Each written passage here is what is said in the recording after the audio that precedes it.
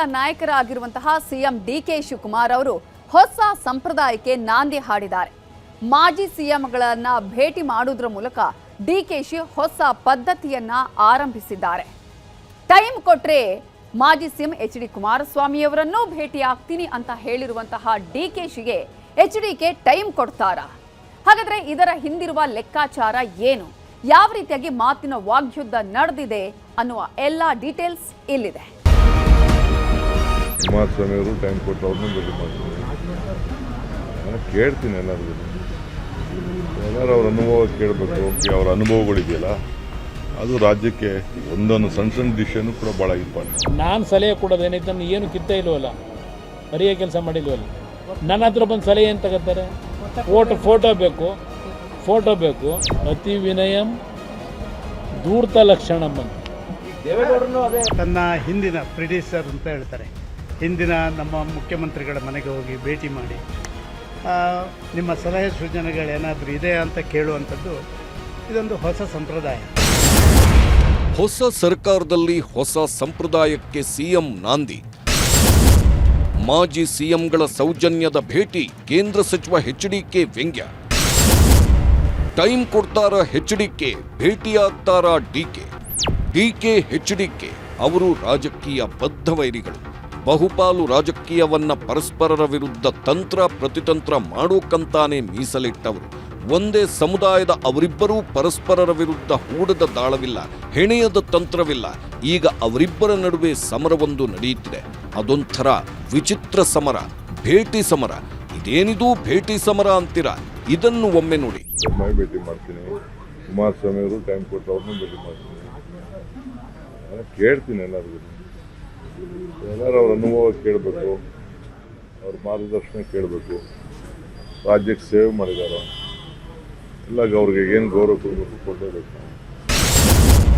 ಮಾಜಿ ಸಿಎಂಗಳ ಭೇಟಿ ಮಾಡಿದ ಸಿಎಂ ಡಿಕೆಶಿ ಸಿಎಂ ಆಗಿದ್ದಾರೆ.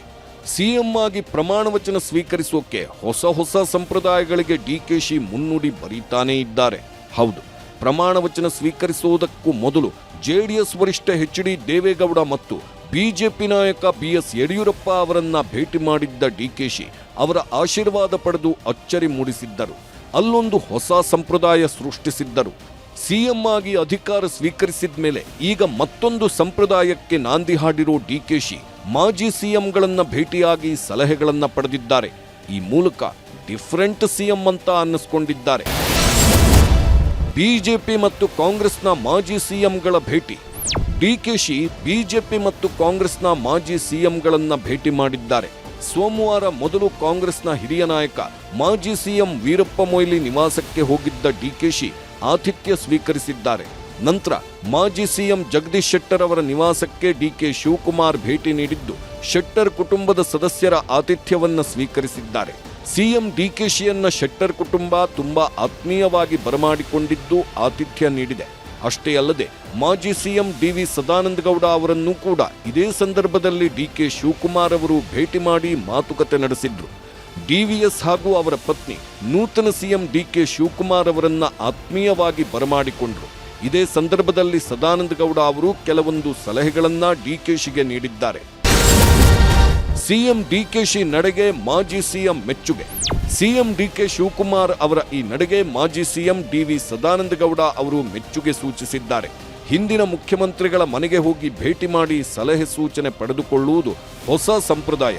ದ್ವೇಷದ ರಾಜಕೀಯ ಇಂತಹ ಕಾರ್ಯಗಳಿಂದ ಕಡಿಮೆ ಆಗಲಿದೆ ಎಂದಿದ್ದಾರೆ. ಒಬ್ಬ ಮುಖ್ಯಮಂತ್ರಿ ಆಗಿದ್ದವ ತನ್ನ ಹಿಂದಿನ ಪ್ರಿಡಿಸರ್ ಅಂತ ಹೇಳ್ತಾರೆ, ಹಿಂದಿನ ನಮ್ಮ ಮುಖ್ಯಮಂತ್ರಿಗಳ ಮನೆಗೆ ಹೋಗಿ ಭೇಟಿ ಮಾಡಿ ನಿಮ್ಮ ಸಲಹೆ ಸೂಚನೆಗಳೇನಾದರೂ ಇದೆ ಅಂತ ಕೇಳುವಂಥದ್ದು ಇದೊಂದು ಹೊಸ ಸಂಪ್ರದಾಯ.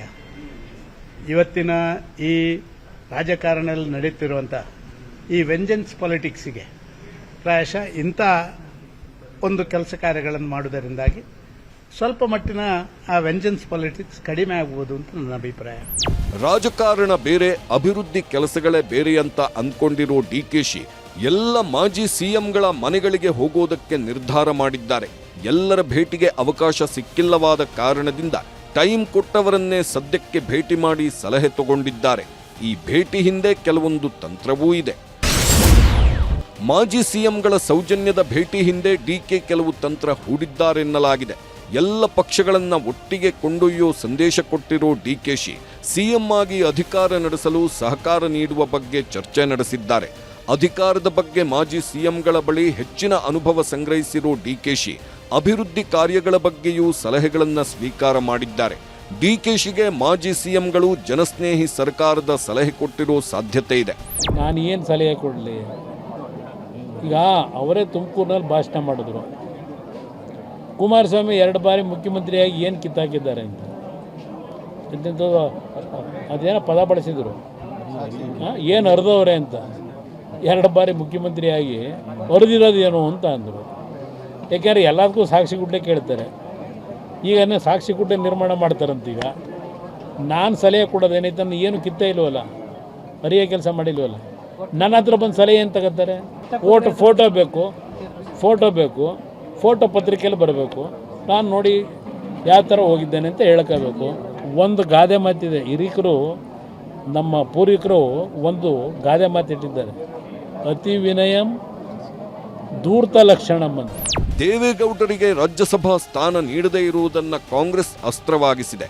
ದೇವೇಗೌಡರಿಗೆ ಮೈತ್ರಿ ಅವಮಾನ ಮಾಡಿದೆ ಅಂತಿದೆ. ಇದಕ್ಕೆ ಆಕ್ರೋಶ ವ್ಯಕ್ತಪಡಿಸಿರೋ ಎಚ್ಡಿಕೆ, ಕಾಂಗ್ರೆಸ್ನವರು ದೇವೇಗೌಡರನ್ನ 70 ವರ್ಷಗಳಿಂದ ಹೇಗೆ ನಡೆಸಿಕೊಂಡಿದ್ದಾರೆ ಗೊತ್ತಿದೆ. ಬಿಜೆಪಿ ಜೆಡಿಎಸ್ ಮೈತ್ರಿ ಭಯ ಇದೆ, ಅದಕ್ಕಾಗೇ ಈಗ ಅನುಕಂಪ ಬಂದಿದೆ. ಇದು ಮೈತ್ರಿಯಲ್ಲಿ ಬಿರುಕು ತರೋ ಪ್ರಯತ್ನ ಎಂದಿದ್ದಾರೆ. ಈಗ ಕಾಂಗ್ರೆಸ್ನವ್ರಿಗೆ ಅನುಕಂಪ ಬಂದಿದೆ. ದೇವೇಗೌಡರ ಬಗ್ಗೆ ಯಾವ್ಯಾವ ಥರ ನಡೆಸ್ಕೊಂಡಿದ್ದಾರೆ. ಅವರ 70 ವರ್ಷದ ರಾಜಕೀಯ ಜೀವನದಲ್ಲಿ ದೇವೇಗೌಡರನ್ನ ಎಲ್ಲ ನಮಗೆ ಗೊತ್ತಿರ್ತಕ್ಕಂಥದ್ದು. ನಾನು ಅದರ ಬಗ್ಗೆ ಚರ್ಚೆ ಮಾಡಲಿಕ್ಕೆ ಹೋಗಲ್ಲ. ಇವತ್ತು ಅವರಿಗೆ ಅವರ ಉದ್ದೇಶ ದೇವೇಗೌಡರ ಬಗ್ಗೆ ಅನುಕಂಪ ತೋರಿಸಿರೋದು.